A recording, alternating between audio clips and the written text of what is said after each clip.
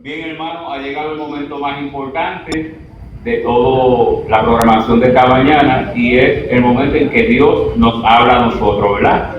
Y ha escogido al pastor Juan Kevin Astacio Medrano. Él es pastor del distrito Monteplata, Santo Domingo, en la República Dominicana. Es que si hay poder en Cristo, se demuestra estar atento al poder que Cristo nos va a dar esta mañana por medio de su santa palabra. Es que estemos atentos y reverentes al mensaje que Dios nos tiene. Dios le bendiga, pastor. Buen día. Dios guarde. Es un placer estar con ustedes aquí en esta mañana para compartir la palabra de Dios. Es mi sincero deseo que el Espíritu de Dios se manifieste primero en mí y en ustedes, para que sus palabras, lo que Él quiere decirles a través de su santa y bendita palabra, sea una realidad en esta mañana. Y Él les hable directo al corazón y los motive a trabajar como Él quiere que trabajemos. Vamos a entrar al texto de una vez, porque existe la remota posibilidad de que nos tomemos tiempo en él. Entonces vamos a buscar lo que pone en la lectura bíblica. ¿Dónde estaba?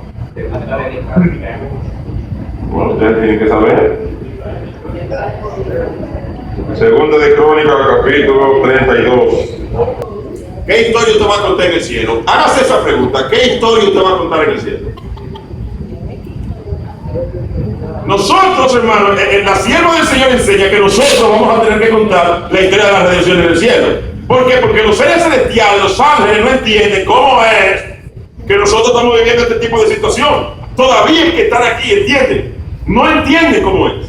Usted tiene que predicarle a otra alma, porque otro ángel haría el trabajo más rápido, pero quizás no tan efectivo como otro que entiende esa alma penitente. Por eso Jesús es nuestro hermano en el cielo, porque entiende de verdad tu situación. ¿Quién es? Dios, que siendo Dios, peleaba un plátano para su mamá María. El que hizo el plátano, el que hizo el plátano. No es que está buscando la forma de conseguir un plátano a su mamá María. Dios, que siendo Dios, tenía que estar con un serrucho, con la madera. Él quiso la madera para lograr conseguir algo de la madera. Ahora, pues él te entiende. Pero los otros seres no. Y entonces, ¿quiénes van a contar la historia de la redención en el cielo? Tú, que estás sentado ahí haciendo nada, ¿qué te va a decir el cielo de los ángeles? Miren, sentado en un banco, es una cuestión de espíritu. Yo sentí, hermano, mire, un espíritu, sentado en un banco haciendo nada. ¿A dónde va a llegar? No, tú vas a contar la historia de tu vivencia.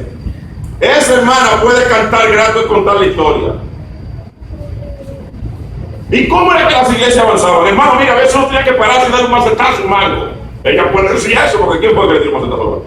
Ella. ¿Y tú qué vas a decir? ¿Tú qué vas a decir? Hermano, hay una clave. Hay una clave para conseguir ese tipo de actitud en la vida cristiana. Para aparecer en la historia como personas que hacen que la obra del Señor avance. Como personas que lograron poner el nombre de Dios en alto. Hay una clave. Y a eso se debe el texto de esta mañana. Sí, que estarán diciendo, el pastor se fue a explicar cosas y el texto que... No, estábamos explicando cosas para bien entender el texto. Dije que en el verso 19 está la clave, ¿verdad? Hablaban del Dios de Jerusalén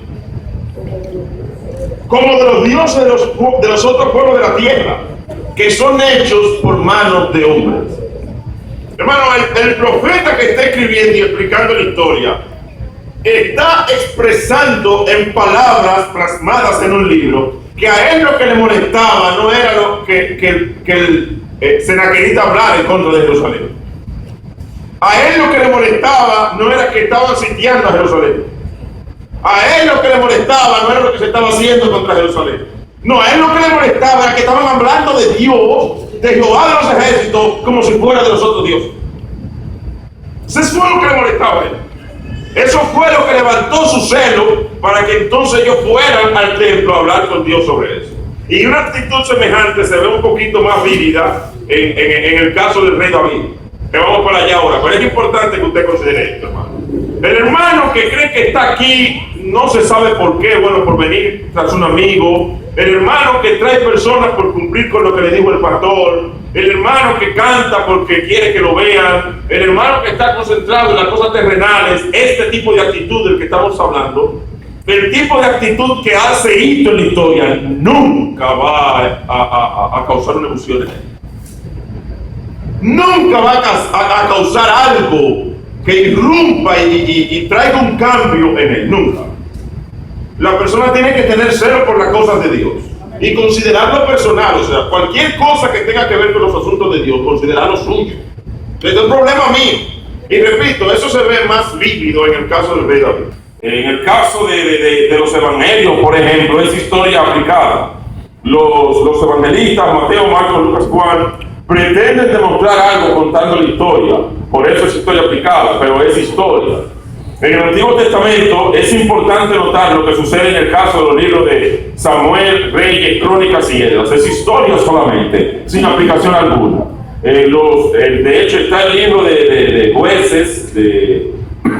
Jueces, Josué, Ruth también, que son historia. Ellos son historia aplicada, son historia solamente. Hay un propósito importante en la historia bíblica, y ese es un propósito general que es bueno que el estudiante de la historia bíblica lo tenga en mente a la hora de estudiar historia. Y salta a la luz cuando usted analiza los nombres que aparecen en la historia. Y es bueno, hermano, que aunque usted se olvide de cualquier otra cosa en esta mañana, le preste atención a eso que le voy a decir. ¿Por qué aparecen ciertos nombres? De hecho, en toda la historia bíblica hay personas que se mencionan y no se menciona su nombre siquiera. Hay otros que se mencionan y se hace mención de ellos detenidamente y se tratan por nombre. Hay otros en los que el texto bíblico se detiene solo a mencionar su nombre. Y antes de entrar en el análisis de texto de esta mañana, quiero explicar por qué sucede eso. Antes de nada, vamos a inclinar el rostro y a pedir la dirección del que sabe de verdad por qué eso sucede. Oremos. Eterno Dios, te pedimos que nos dirijas estrictamente y que nos ilumines para bien entender tu palabra. Gracias porque nos escuchas, por amor a Cristo Jesús. Amén. Miren, en la historia de Jesús, por ejemplo, recurro mucho para dar ejemplos a la historia de Jesús. ¿Por qué? Porque las conoce todo el mundo. En la historia de Jesús, por ejemplo, hay personas que la Biblia se dedica, le da tiempo a ellos. Y cuando no se sabe su nombre exacto, entonces le dan alguna denominación, pero se tienen que referir a ella. Por ejemplo, la mujer del flujo de sangre. ¿Quién sabe cómo se llama esa mujer? Pero se designa como la mujer del flujo de sangre. Y así sucesivamente. Y hay otros cuyos nombres ni se menciona, como se mencionan como gente solamente. En el Antiguo Testamento eso sucede también. Por ejemplo, cuando Israel va a salir de Egipto, se menciona el nombre de 2 egipcias, solo por mencionarla por nombre.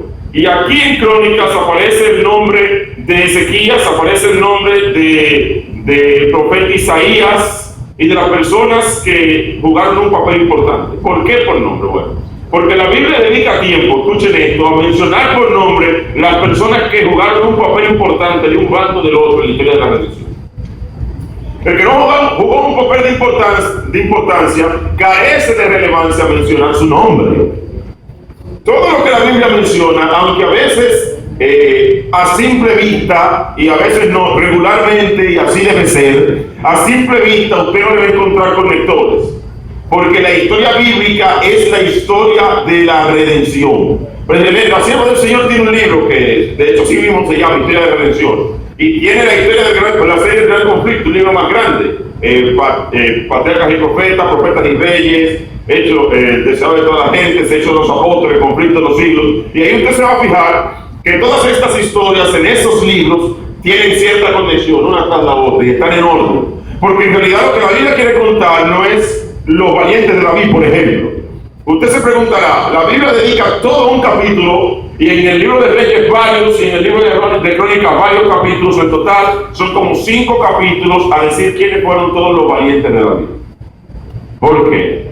La Biblia dedica tiempo a contar genealogías, porque bueno, la Biblia tiene que mencionar por nombre las personas que jugaron un papel importante en la historia de la redención.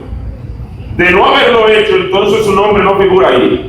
¿Y cuál es la importancia de eso? De que eso es así, fue así en el tiempo en el que se estaba escribiendo la Biblia y sigue siendo así. Es una lección sencilla, qué bueno que la tengas en mente. La historia de la redención sigue escribiéndose ahora. O sea, no se ha detenido porque nosotros no estamos en el reino de los cielos. Entonces, el plan de Dios llegará a su culminación, llegará a su apoteosis cuando Cristo venga y su plan se haga una realidad en su pueblo, ¿sí? Entonces, eso no ha sucedido a plenitud todavía porque nosotros estamos aquí pasando lucha todavía. Entonces, no ha sucedido. Cuando nosotros vayamos al cielo, encontrará su fin apoteósico. Mientras tanto, se sigue escribiendo la historia y tú y yo podemos ser parte de la historia. Es un punto importante. Solo que no vamos a ser parte de la historia a menos que juguemos un papel importante en la historia. Me explico. David. ¿Quién fue David? Bueno, nadie dudaría de que el nombre de David aparezca. ¿Por qué la Biblia dedica tanto tiempo a hablar de un rey como Ezequías? Tanto tiempo a hablar de un rey como Manasés, el hijo de Ezequías. Bueno, porque Ezequías, las cosas que hizo eran unos asuntos sumamente importantes en la reinstitución del culto a Dios verdadero del pueblo de Dios. Diciendo que Ezequías fue el instrumento de Dios para hacer eso, entonces la Biblia dedica tiempo a narrar la historia de Ezequías. Manasés fue el instrumento del diablo para desbaratar todo lo que hizo Ezequías. Entonces se dedica tiempo a narrar todos los eventos de Manasés. Los otros reyes, la Biblia no pierde tiempo. Literalmente, no pierde tiempo, porque su historia no es relevante.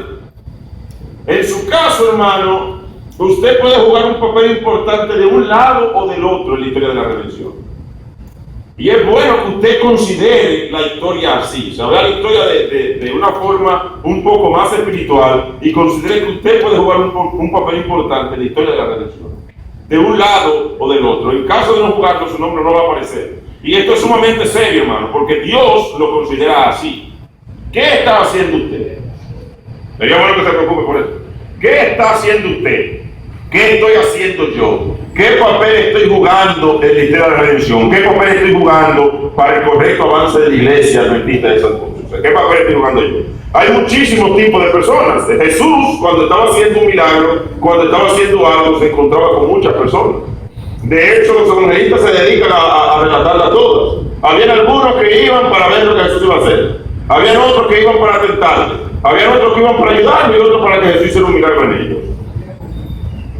¿A qué grupo pertenece usted? En la iglesia hay ese mismo tipo de grupo. Hay personas que se va a hacer una campaña evangelística. Hay personas que vienen a ver.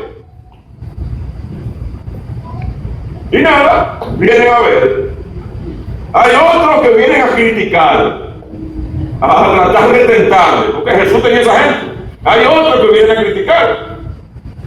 Hay otros que vienen a colaborar con algo, a poner algo para que algo suceda. Y la cruda realidad, hermano, es que sería bueno que usted aproveche esta oportunidad que hay campaña para que piensen en eso. Las personas que vienen a ver y a sentarse en un banco así, la historia de la redención no va a perder tiempo mencionando su nombre. Búsqueme uno en la Biblia que aparezca en eso. ¿Y tú por qué? No voy a dedicar toda la mañana en eso porque en realidad se la tomaría para que usted busque una de las genealogías, una sola, y yo le voy a decir por nombre el papel que jugó cada uno de esos nombres que aparecen ahí en el avance de la historia de la redención. Cada uno tuvo un papel importante. Si no, la palabra de Dios no perdiera tiempo en eso. Aquí, hermanos, en este libro no hay desperdicio de palabras. No lo hay. No hay desperdicio de palabras. Ni de espacio, no lo hay. Y cada nombre que hay jugó un papel importante en la historia de la redención. Eso significa el cumplimiento del plan de Dios o archivar, conseguir la salvación de alguien. Entonces la Biblia, hermano, la historia de la redención que sigue escribiéndose, sus nombres que siguen escribiéndose en el libro de la vida, tienen un récord. Y la Biblia, en realidad Dios no necesita un récord, pero Él quiere enseñarte algo. Él quiere enseñarte algo. De hecho, los santos que están debajo del altar clamando, el texto bíblico en Apocalipsis dice, sus obras con ellos, miren, o sea, hay registro de sus obras. ¿Cuáles son las obras que siguen contigo? O sea, ¿qué se está haciendo contigo en el libro, en la historia de la redención? Pero en primera parte, hermano, es bueno que usted entienda eso. En la historia bíblica están registrados los nombres de las personas que aportaron de un lado o del otro. El nombre tuyo, ¿usted cree que aparezca? Repito, hermano, ¿usted cree que aparezca su nombre? Los jóvenes que están aquí, sería bueno que se pregunten si ellos creen que aparecería su nombre. Hermanos, hay jóvenes, hay hermanos, hay adultos, hay ancianos, como sea, que vienen a la iglesia y están sentados ahí. Están sentados ahí. Usted no está haciendo nada. Para esto, va a sonar duro, pero es la realidad. Usted no es nadie. Nadie. Busca un nombre así aquí. No es nadie. Sería bueno, hermano, que usted en primera instancia, primera parte, considere el hecho de que usted debería estar haciendo algo. O sea, contribuyendo con algo para el avance del plan de salvación. En la historia bíblica usted se va a encontrar con, voy a poner 3 ejemplos para darle cierre a esta primera parte con eso. Usted se va a encontrar con el nombre de los primeros 3 reyes de Israel. Saúl, David y Salomón, ¿verdad?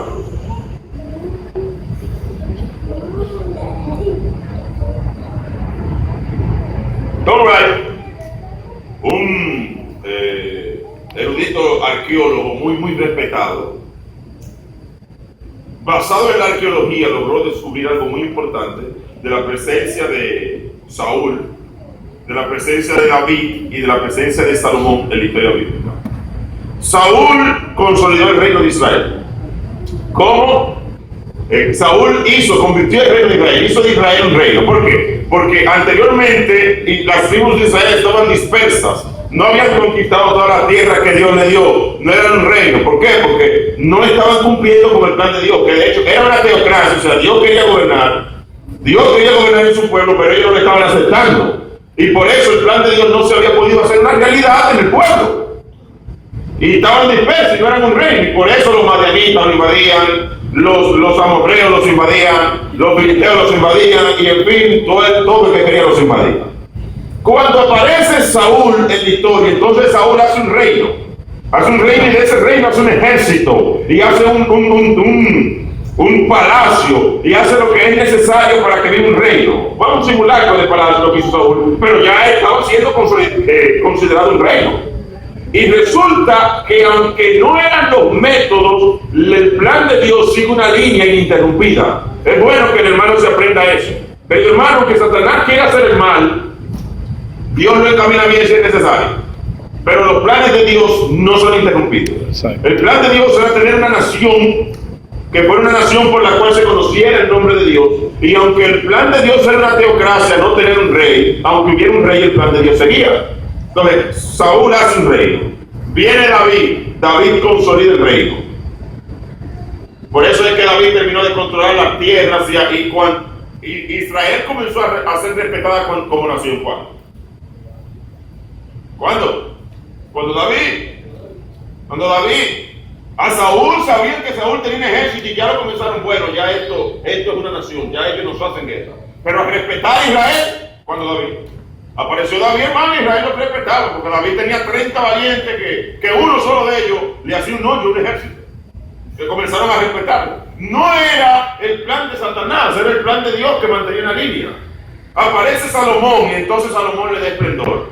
¿Qué es lo que el pastor Astacio quiere decir? Cada una de esas personas jugaron un papel importante en el cumplimiento del plan de Dios para su pueblo. No era simplemente que aparecían y ya. Mira, apareció Saúl y Dios le dio paso y ya. No. Dios tenía un plan, y aunque ese no era el medio, Dios hizo realidad su plan con ese medio.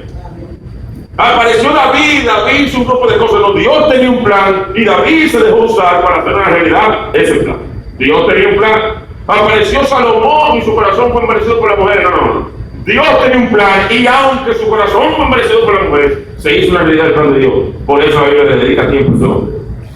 Es parte del plan de Dios, se está haciendo una realidad en ti. Sería bueno que te pregunte eso. En lo que se investiga, sentado ahí no se está haciendo ninguno. Sentado en tu casa tampoco. Haciendo nada, no estás haciendo nada. En efecto, no estás haciendo nada. Sería bueno, hermano querido, que usted deje de pensar solamente, bueno, hay campaña, hay que invitar a la gente. No lo invite a la gente. ¿Qué? Pues no lo invite.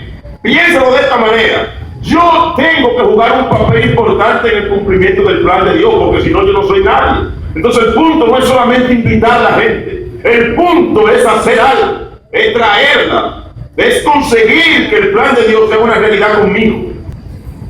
Hermano, ¿qué sucede cuando se hace una campaña evangelística? Para ir aterrizando. ¿Qué sucede cuando se hace una campaña evangelística? Se levanta baluarte el nombre de Jehová. Es importante que ustedes consideren bien eso. Cuando se hace una campaña evangelística, hermano, se le declara abiertamente la guerra al diablo, porque el diablo no quiere que las almas se salven. ¿Me entiende? Cuando usted inicia una campaña evangelística, está diciendo literalmente: Satanás ahora no es escondido en la casa predicando, ahora no es con fe de Jesús, ahora es de guerra que nos fuimos de verdad. Ahora no es con papelito, ahora no es con mensaje, ahí es una guerra fría. Ahora es de frente a frente, ahora saca los misiles que tú tengas, saca la metralleta, saca los pelotones, los tanques de guerra, los tucanos, todo lo que tú tengas que es a fuego que vamos. Es una campaña. Es una campaña. Dígame qué recurso de guerra no saca un cristiano en una campaña. Es una campaña. Mientras tanto nosotros estamos como en la Guerra Fría, mandando espías. Y enviamos gente con fe de Jesús, hermanos. Y enviamos cosas en cama baja que no se dé cuenta. Y vamos a la casa de la gente. Escuche, durante la Guerra Fría, nosotros vamos a la casa de la gente que no se dé cuenta que bautizar lo que queremos. No se puede dar cuenta de eso. Pero si se da cuenta que tú lo quieres bautizar, te vas a salir corriendo. Tú tienes que ir, que quieres hacerte su amigo. No es bautizarlo, no. Tú y yo vamos a ser amigos. Ve a la iglesia sin compromiso, varón. Tú no tienes que tener miedo. A eso le llama Guerra Fría. En una campaña, todo el que trae una campaña, ¿para qué? ¿Para qué te lo dices? ¿Para qué te lo traen una campaña? Una campaña es una sola oración. Cuando usted ve una campaña, hermano, una campaña, una guerra abierta, una guerra fría. Si usted tiene metralletas, tiene misiles, tiene todo el equipo, toda la artillería que usted tenga, sáquela aquí. Y vamos a guerra. Y eso decía Satanás: saca todo lo que tú tengas, que si te veo primero te tiro. Ya eso es, hermano. Es de guerra de verdad. Es levantar baluarte el nombre del Señor. Y a veces, hermano, nosotros levantamos baluarte el nombre del Señor. Y saca el Satanás un paladín. Y pasa lo mismo que con el ejército del Señor aquí. Nadie levanta la mano. Se pregunta el Señor: ¿quiénes serán aquellos David que van a aparecer en este periodo de guerra y le van a decir al Señor: esta es la guerra del Señor, nosotros somos el ejército de Jehová, y si abre la boca te mocho la cabeza y te ataco? Pues sí, hermano, así hay que cogerlo en serio. Noten, hermanos, que no aparece el nombre de nadie más. Aparece el nombre de dos personas. Saúl, porque era el rey, era el más grande sinvergüenza de aquel lado. Por eso que aparece el nombre de él. ¿Cómo va a ser que el rey? El rey fue el primero que le dio el sacado de la espada y arrancaba para allá. Se escondió, y como él era el más grande de aquel lado y era el rey, aparece el nombre de él. El otro nombre que aparece es el de David. El de David, el hombre que sentía celo por las cosas de Dios. Y los hombres que sienten celo por las cosas de Dios a veces fallan, como lo hizo David, pero sienten celo por las cosas de Dios. Ah, hermano querido, ¿con qué bando tú te declaras en esta tarde? O sea, ¿con qué bando está declarado? Sería bueno que tú lo definas aquí hoy. Sería bueno que lo definas hoy. Nosotros, el pastor Agustín Medrano no está haciendo una campaña. Este no es el ejército del pastor Medrano. Como ese no era el ejército de Saúl. ¿Cuántos creen que el ejército de Israel era el ejército de Saúl? ¿Cuántos creen que era el ejército del Dios viviente? El ejército del Dios viviente, hermano. ¿Cuántos creen que este es el ejército del pastor Agustín Medrano? Porque si es el ejército del pastor Agustín Medrano, díganme temprano que yo no predico por ese ejército. ¿Cuántos creen que este es el ejército del Dios viviente? Este es el ejército del Dios viviente, hermano. Esta es la iglesia del Dios viviente. En consecuencia, si hoy nosotros levantamos baluarte, no podemos perder aquí. No podemos perder. Hermano, yo estoy interesado, el pastor está interesado, las fuerzas celestiales están interesados en que en este periodo de campaña tu nombre aparezca como uno de los 30 valientes de David. Una de esa gente, varón, el equipo suave de Jesucristo, que se mete donde sea a buscar las almas, no tiene que ver. Está preparado para todo tipo de territorio, lluvia, sol, sereno, no tiene que ver.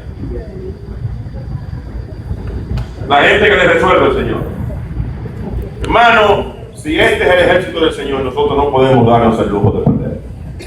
En el nombre de Cristo Jesús, quiero decirle que el mensaje que Dios tiene para ti en esta mañana no es que como estás haciendo nada, tu nombre no va a aparecer en la historia. No es eso. El mensaje del Señor no es que, al igual que unos cuantos inútiles que hay aquí, tú eres otro inútil y no sirves para nada. No. No es ese. No es ese.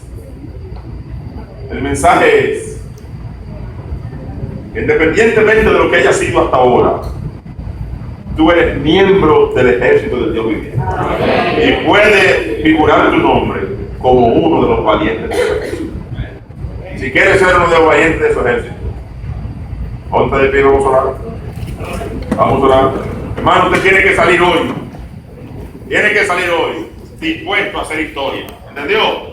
Es dispuesto a hacer historia. Mi nombre tiene que figurar en la historia. Yo tengo que hacer algo, porque ¿cómo es posible que yo esté en la iglesia haciendo nada? Yo tengo que figurar en la historia. Tiene que decirle, yo voy, Señor. Y esta tarde, from now on, desde hoy en adelante, mi nombre va a figurar en la historia como el que le dio un vergazo a un banco o el que le dijo a Goliat que le iba a echar la cabeza a vos. Pero algo hago yo. Vamos a orar. Eterno Dios, gracias por el privilegio que nos das de pertenecer al ejército del Dios viviente. Te pedimos que en el nombre de Cristo Jesús pongas el ser en nosotros que había en David. Pongas el ser en nosotros que hubo en Ezequías cuando escuchó que un rey te estaba poniendo al nivel de los reyes paganos, de los dioses paganos.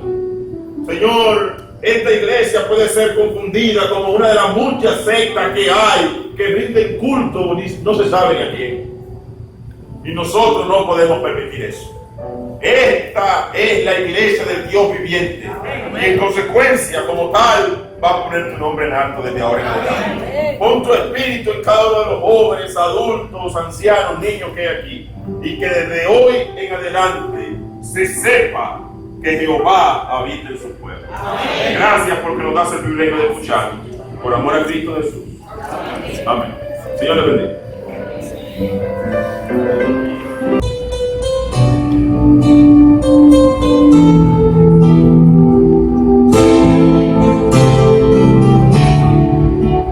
Esperanza mía, castillo fuerte, eres punto cielo en mi tribulación. Dale falta, perdón, digo.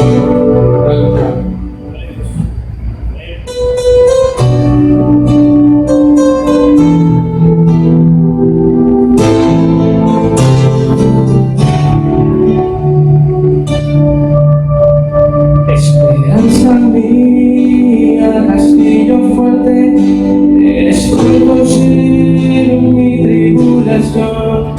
Disipas mis penas, calmas mis dolores, inclina tu rostro, escucha mi gemir.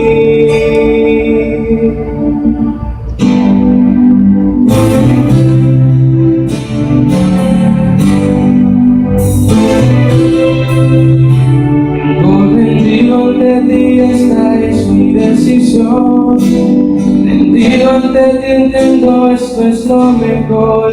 Estoy sediento, necesito, me refrescas hoy. Es que tú eres mi Señor, la única opción. Reconozco mis errores, te he fallado, Dios. Vengo humillado ante ti, no mereces, Señor. Estoy sediento, necesito, me refresques hoy.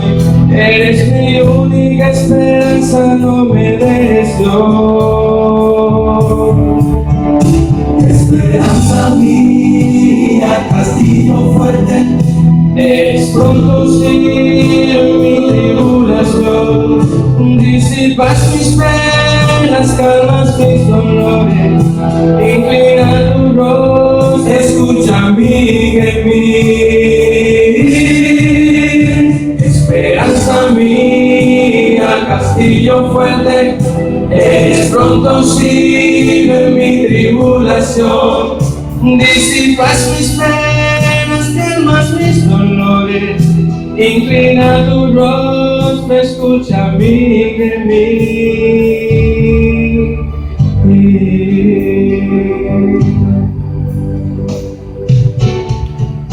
Solo a ti clamaré cuando esté en tribulación, cuando en mis días triste ni siquiera salga el sol. Agradecido estoy hoy, Señor, que tú eres mi Dios. Solo yo necesito de tu salvación.